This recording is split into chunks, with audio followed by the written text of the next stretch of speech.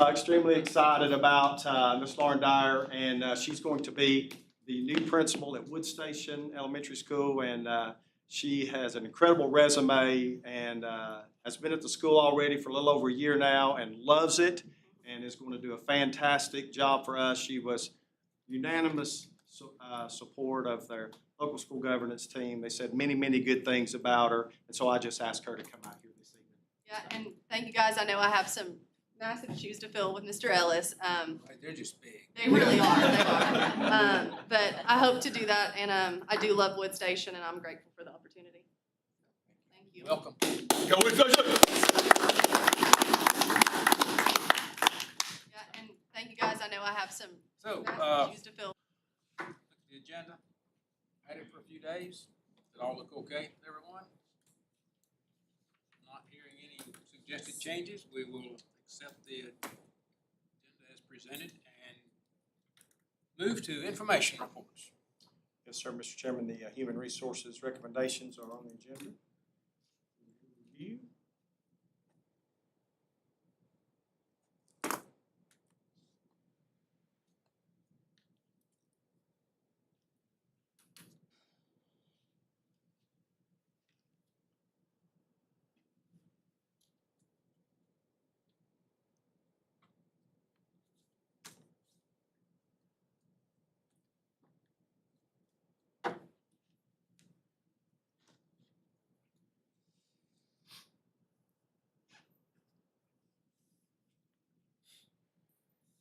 Any comment, question?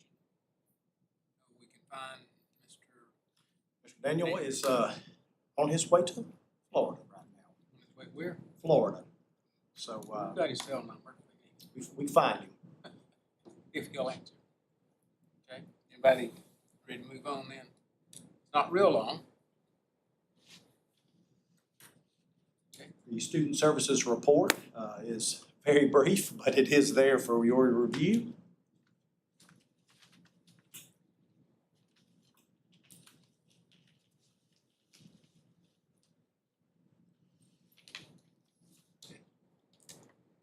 Move along. You know, if we have any specific questions, we can ask Mr. Phillips to answer those for us. Okay, moving along then. I've asked Ms. Haynes to come up and talk a little bit about a policy update we need to make. Good evening. I wanted to talk about requesting to upgrade our grading policy for our kindergarten.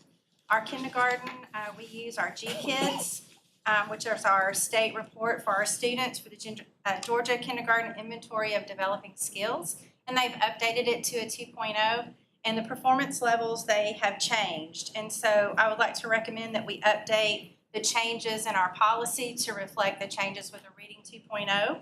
So that we would change the performance levels to match and mirror that G-KIDS 2.0. And then with first grade, we've been using a 3-point grading system that we use for our rubric because we are standards-based for our first grade report card.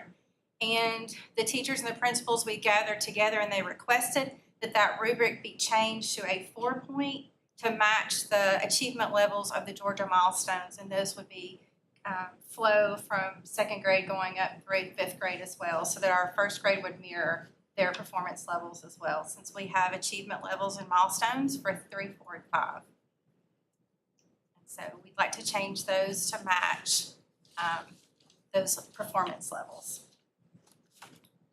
Will something be provided to parents? Yes, sir. So we have an information parent sheet that'll go along with the rubric, as well as the new performance level changes for the Reading 2.0 parent letter that will be distributed out at open house. And we'll do it again right before the grading period begins and ends. Jenny, how did the kindergarten teachers like that? They like that new? They do. They really do. Yeah, I like it. I mean, it looks like it would be easier. And one of the things that's great that they've allowed us to do now, since we're doing the dyslexia screener, using the MAP fluency, the one thing that we don't have to do now is the ELA portion of it because it matches it, so that's one thing off their plate. So we get to use our benchmark scores by using MAP, and that's taken the ELA portion off. So they'll continue doing the math, the science, the social studies, and the developmental skills, but that's one thing that's off their plate. Anybody else? Thank you.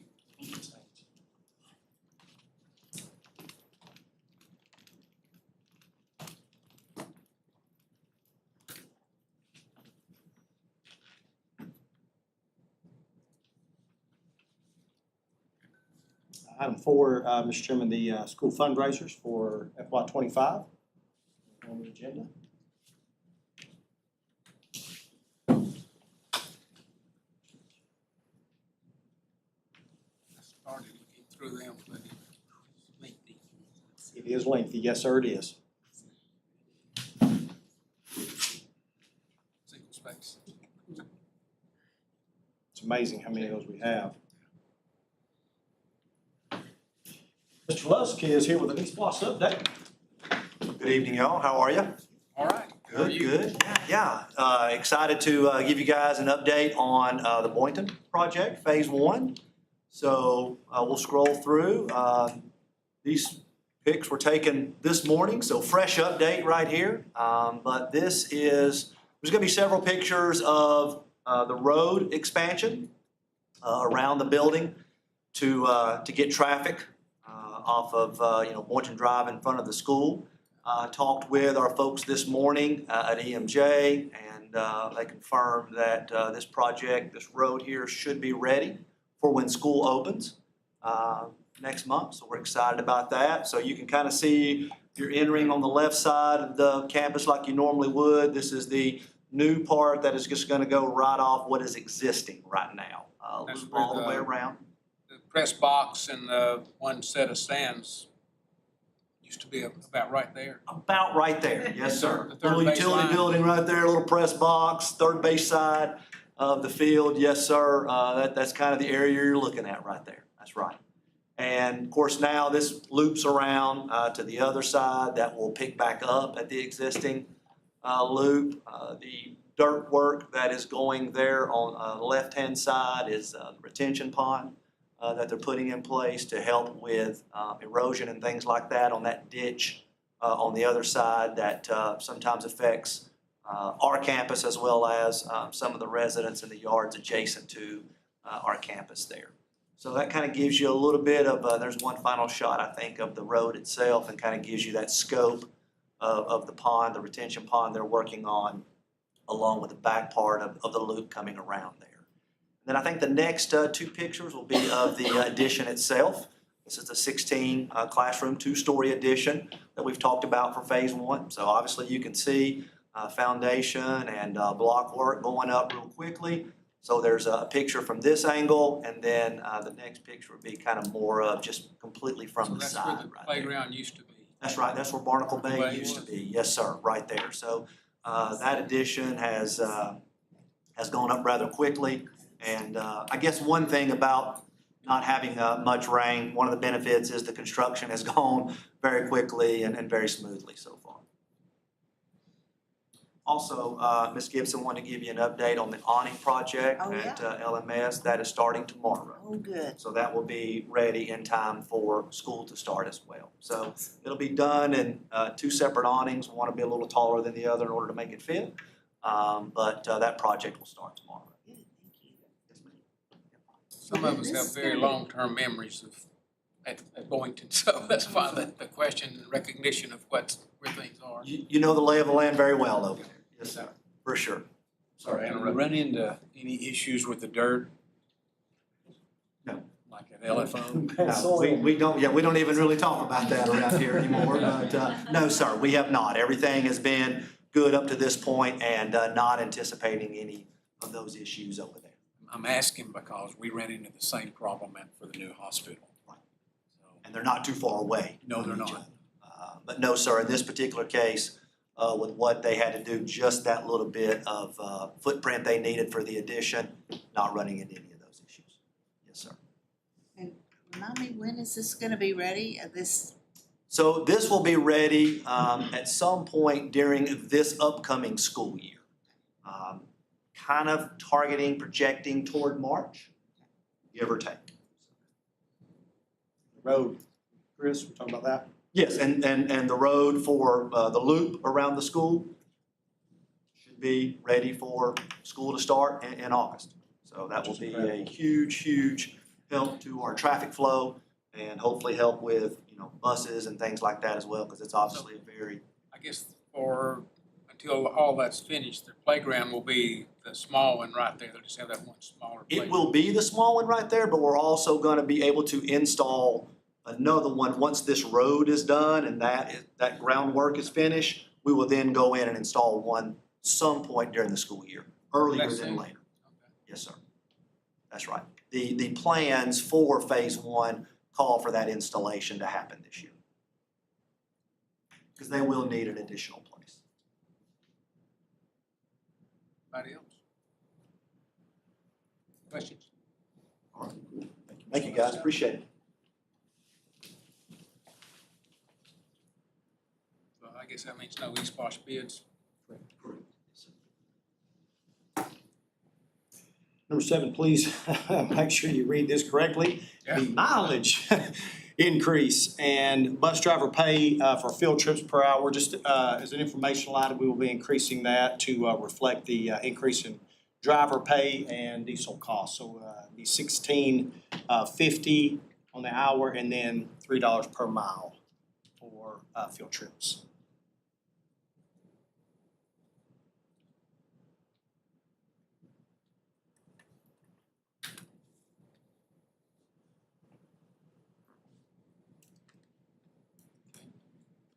Anybody have any questions? Okay. Chef Brown, would you come forward, sir?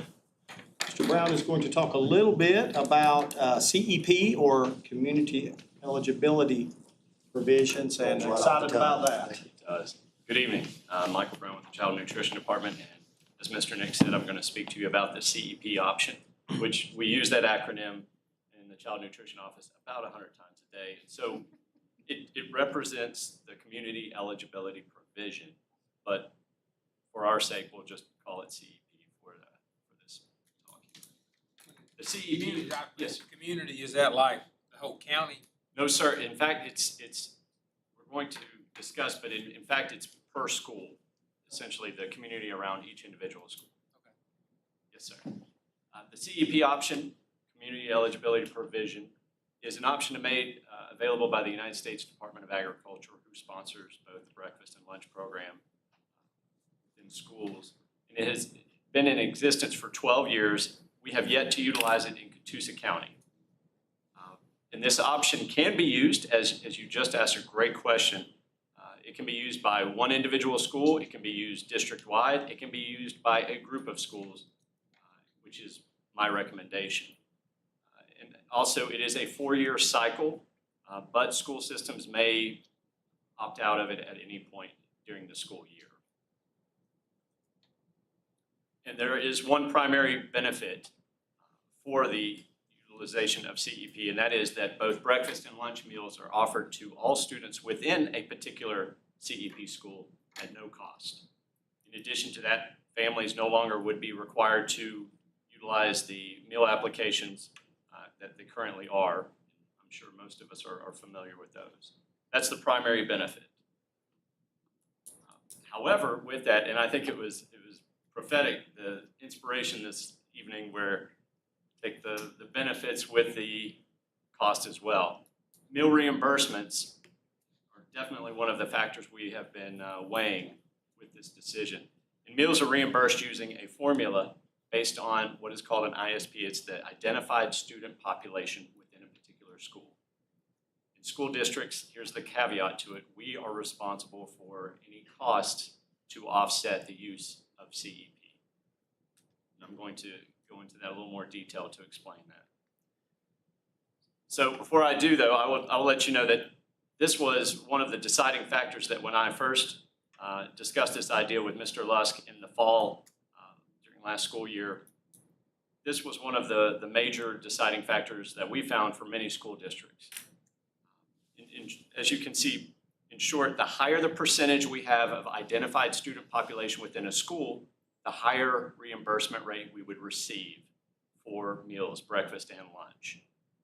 Now the ISP is linked to what's called an identified student population, and they are one that receives a handful of resources out there such as Medicaid, SNAP, TANF. There's a number of them. McKinney-Vento is one as well.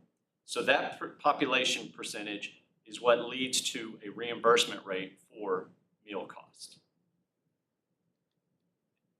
And this is a very hot button issue within school nutrition. In fact, you may have heard of other school districts that are utilizing CEP. I would imagine most people have seen some social media post where a particular school system is advertising free meals for all the students or free meals within a particular school. It is a very trendy topic right now because the qualifications have been lowered by the United States Department of Agriculture. This is something we have been monitoring for the past year, watching all of the steps as the USDA developed and created this new, or the new qualifiers. It's one we have watched very closely. And as the middle bullet here says, many school districts are declining to use, even though they qualify, because of the costs of operating the CEP program. So in short, although a school may meet qualifications, the percentage of identified students may not be high enough to make it financially viable. And to go into that further, here's an explanation for that financial impact. The number of identified students we have in a particular school leads to a percentage which is called an ISP. And that determines the number of meals that are reimbursed at one of two rates. You can see the difference on the lower part of our screen here, the current difference between a free meal rate and the paid rate. What this means is we're going to be reimbursed at one of two rates, either the $4.27 for lunch currently, or the paid rate at 42 cents. And I can tell you, at 42 cents, we're losing. We're losing dramatically. So it behooves a school district to have a high ISP number in order to have a high reimbursement rate. And I'll be happy to go in depth any further if necessary here. So That's not something, the ISP rate, number of students, isn't something that is only controlled by the families that are in the school, the population that. that's a great question. This is something that is already defined based on the population of students within a particular school. That's a great question. So after extensive comparison, we recommend 5 schools utilize the CEP option for the upcoming school year. These 5 schools have been determined based on ISP numbers and the corresponding reimbursement rates with those particular schools. The 5 schools, we have 3 are elementary level: Cloud Springs, Westside, and Tiger Creek Elementary, Lakeview Middle, and Lakeview Fort Oglethorpe as well. The rationale, based on the identified student population, we feel we could benefit students within those particular schools by eliminating the needs for free and reduced meal applications while still offering breakfast and lunch to those students at no cost. We have used every determination resource available to utilize through USDA, through different organizations to see how financially viable it is. Yes, sir. So this is an all or nothing program? It's not an all or nothing. It's very specific. It can be all or nothing. Well, with the schools that are identified, Yes, sir. we'll just pick one out, Cloud Springs. Yes, sir. So all children will get the It's free? a great question. Everyone within the building, all students within Cloud Springs would qualify for a free meal. So Yes, let sir. me ask a question too about Yes. cost. So if you look at these schools, there's probably a lot of uncollected lunch Yes, ma'am. fees. And so I'm sure you factored that in to the cost because it's probably pretty comparable, I'm just guessing. I don't know what the uncollected fees are, but I feel like, you know, we want our kids to have food and they're probably eating and that population may or may not be able to. Yes, ma'am. Absolutely. It is a factor we looked at very closely, and we agree. Trends for our school system, usually at the elementary level, meal charges are lower. However, if we take a third of our schools out of even the equation of meal charges, it's going to help dramatically. Yes, absolutely, we considered that. In fact, I'll show, we will discuss that, but that's absolutely a factor. Yes, sir. Kind of going back to where I was there. Yes, sir. The students' families who are able to pay, Yes, sir. they still contribute nothing when you're on this program, correct? Correct? Okay.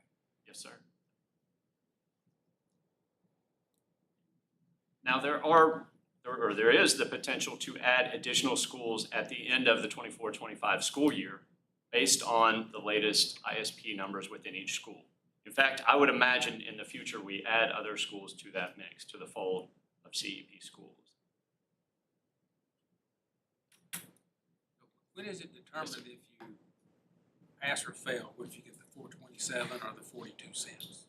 Oh, it's not a pass-fail. It's essentially you take the ISP number, which already is very clear and defined, and we have, and I'll show you for each one of our schools. I will show you that very clearly here. That is used with a multiplier of 1.6 to determine a reimbursement factor. For our system, the 5 schools, I'll go ahead and tell you, the 5 schools that we have looked at, with those 5 together, the ISP population gives us a number just under 93% reimbursement at that 427 price. Meaning, of all the students that eat at those 5 schools, 93% of them we can claim back to the USDA or claim back to the Department of Ed to receive the higher reimbursement rate. The other roughly 7.12% students, we would only receive that paid rate of 42 cents per. So essentially how it works for us, and I understand there are many misunderstandings when it comes to school nutrition. It is very complex. Essentially, we would feed all of the students within a particular school, and we send a number to the Department of Ed to say, this is how many students we fed lunch or breakfast today. And they will give us a reimbursement based on that reimbursement rate. So it is, again, to our benefit to have the highest reimbursement rate possible so we can have more students at the higher rate, because again, at the 42 cents per lunch, we're barely covering the cost of milk. And I can tell you, looking at it in depth, it cost us roughly $2 per meal just in labor cost. So if we're receiving 42 cents for lunch, we're losing drastically. So it is, again, to our benefit to have a high reimbursement rate. This is one of the reasons when, I guess it was a month or so ago, when you guys came in and presented the costs for lunches for the new school year, that even with that recommended amount, we're still losing money. Yes, because as you know, food costs have risen very sharply the last few years. I don't have to tell you, but the health insurance premiums that we're paying, roughly $600 higher than we did 2 years ago per employee each month. If you have 100 employees, it adds up very quickly. So it is, in order for us to stay financially viable, we had to increase costs for meal costs. Obviously, it's not something anyone wants to do. But as you can see, we have definitely thought about the costs along the way. So I've offered some questions here for you that we anticipate. In fact, I expect. In fact, they're questions I get asked often already. And the first one, and this is the one that I think we're all expecting here. How come some children at some Catoosa schools receive meals at no cost where others don't? And it's very simply based on that ISP number.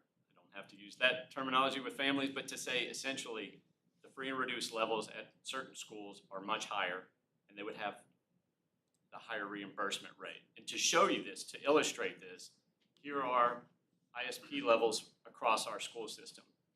And you can see the 5 that I'm recommending are the 5 highest we have. The lower we drop our percentage, it lowers our reimbursement rates, which then, of course, puts more of a financial burden on the school district. So again, oh, please. No, I just, how